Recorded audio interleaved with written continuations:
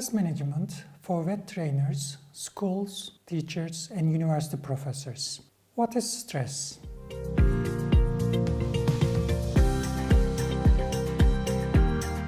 Stress is one of the words. We use it tens of times a day. Although we use it regularly, what we mean may be completely different. We use it when we have an injury. We use it when we are afraid of something, when our heart is pounding, when we feel anxious, when we bite our nails. Our thoughts about the situation we are in are the main factors we feel uncomfortable, and we refer to situation or state we are in as stressful. Stress is originating from Middle English, meaning hardship. In the Old French, it means oppression. Famous writers of the 17th century, Rousseau, Descartes, and Locke, defined the century as Age of Reason. 20th century Pulitzer Prize winner poet W.H. Auden calls the century as Age of Anxiety. When we face a difficult situation, or if something happens to us, first we evaluate it mentally.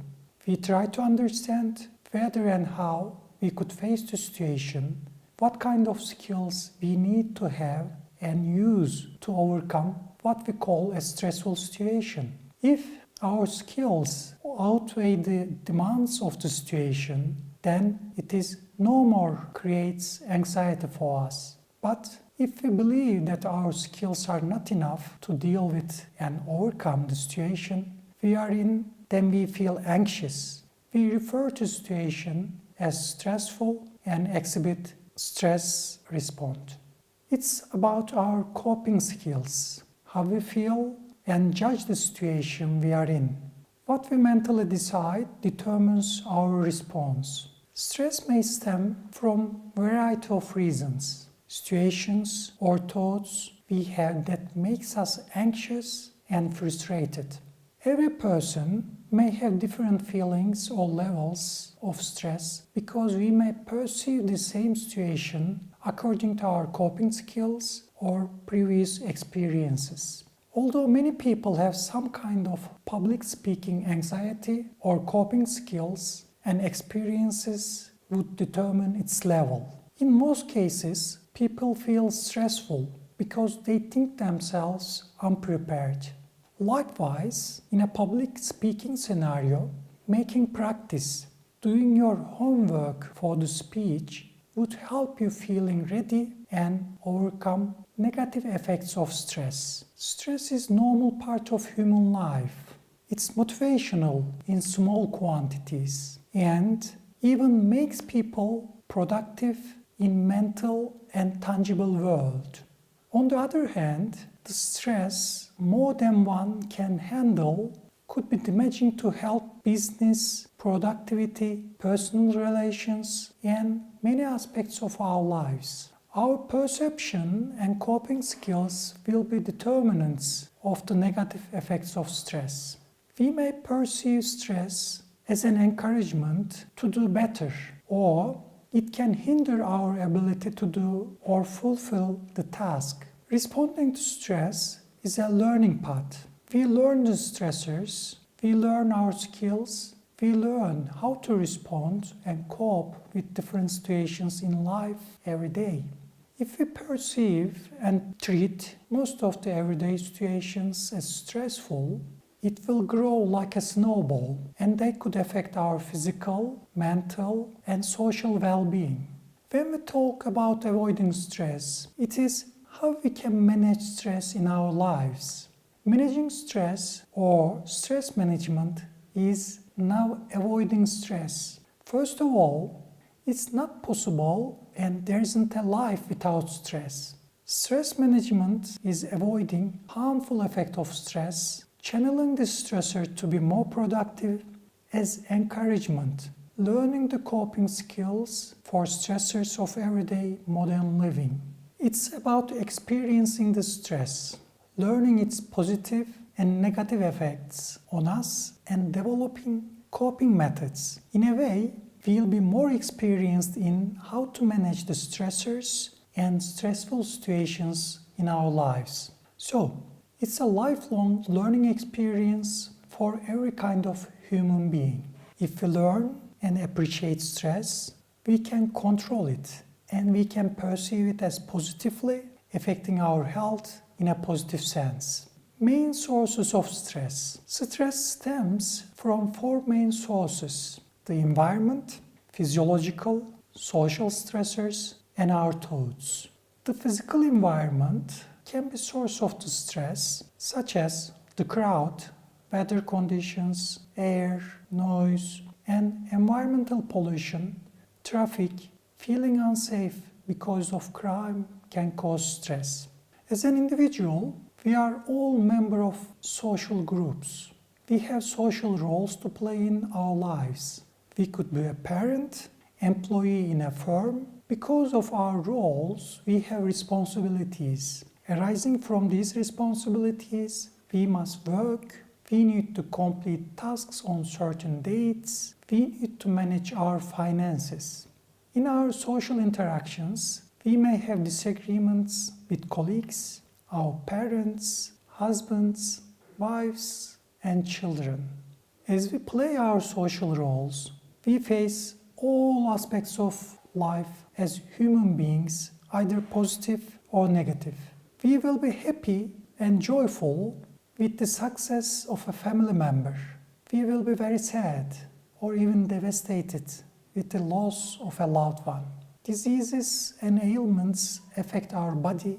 Any reason causing impairment in our physical health is considered physical stressor. When we grow and get older, we go through adolescence, menopause, we give birth, and we age. These kind of changes can cause stress. Our thoughts are culmination of our life and experiences. Our brain and thoughts decide how we perceive a situation, either painful, nice, or stressful. Type of stressors, either positive and negative. As we have said, not all the stressors are perceived as negative. What counts is how we respond to stressors. In the literature, there are two words to express our reaction to a stressor: stress and distress. In everyday life, we use stress for either negative or positive stressor. Distress is used to express negative stress, while stress could be positive or negative. But the general connotation is stress is bad for us. If stressors come in small chunks that we can manage it, we call them positive stress. Positive stress has some characteristics that it can be differentiated from the distress. Positive stress is within our coping skills. Usually it doesn't last long. It's perceived as exciting and gives motivation, increases performance. On the other hand, distress or negative stress has opposite characteristics. It may have negative effects on mental and physical health. It increases level of anxiety, reduces productivity, and it can continue for a long time. Perceived as difficult or not possible to cope for us. Sometimes it is difficult to put the stressors in either of these categories because everyone has unique ability and set of skills to cope with the situation that they are in. For example, before giving a speech, making a presentation or an exam, little amount of anxiety can encourage some of us to prepare and practice for what to come, while it puts off others with thoughts such as, I can't make it, I'll fail, it will be disaster, etc. However, we could make some generalization and put stressors positive or negative.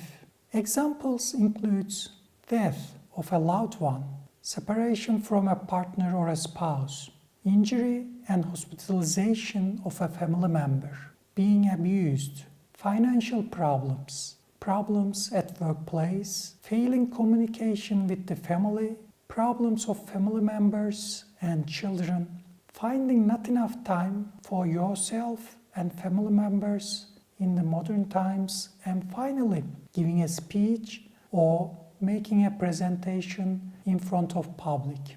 List of examples for positive stress is shorter than negatives. Promotion at work, finishing a project, course or school, starting a new job, starting a new life with a partner or a spouse, becoming a parent, changing the place you live, going to a holiday, having a break after continuing hard work, and retirement. Internal stressors. As we have given examples of external stressors, internal stressors, based on our feelings, thoughts, habits, and skills alone or in combination with external factors, may increase stress level. Most common internal cause of distress are fears. They could be logical or learned. Although it's the safest method of transportation, flying is an uncomfortable and not preferred method for some of us.